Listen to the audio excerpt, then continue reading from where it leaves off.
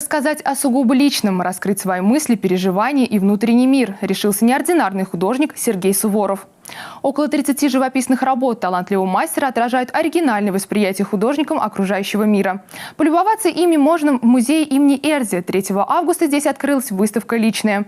Наша съемочная группа прониклась нетривиальной атмосферой события. В музее имени Эрзи необычная обстановка. Много молодежи, оригинальные картины и яркая их подача. Экспрессивные живописные манеры исполнения, контрастные цветовые описания, неожиданные композиционные решения – отличительные черты творчества молодого эпатажного художника Сергея Суворова. Каждый находит в его абстракциях и живописных картинах что-то свое, личное. Художник же отразил в них мысли, которые давно его волнуют. У меня есть дом, и этот дом с каждым годом становится все больше и больше. А дом – это прекрасная Мордовия и улица, на которой было мое детство.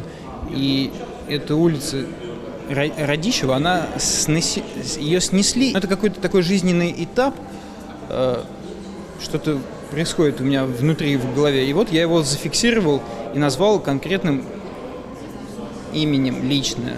Главный герой творчества, опора и вдохновитель Сергея – его дедушка Владимир Николаевич Голуб. Дело всей жизни мужчины – самолеты. Более 50 лет Владимир Николаевич отдал авиамоделированию. Это вдохновляет и восхищает его внука. Небо и самолеты влекут к себе и молодого художника. Тем более, что дед всегда готов помочь при создании очередного шедевра.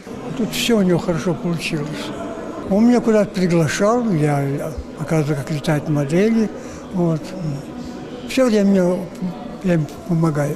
В завершении открытия премьера документального фильма Евгении Черновой и Сергея Суворова «Красная дверь, зеленая лестница». В кинокартине отражены мысли, взгляды и чувства художника. После посещения непривычного для музея формата выставки остается особое послевкусие. Почувствовать его и задуматься о своем личном каждый желающий может до 20 августа.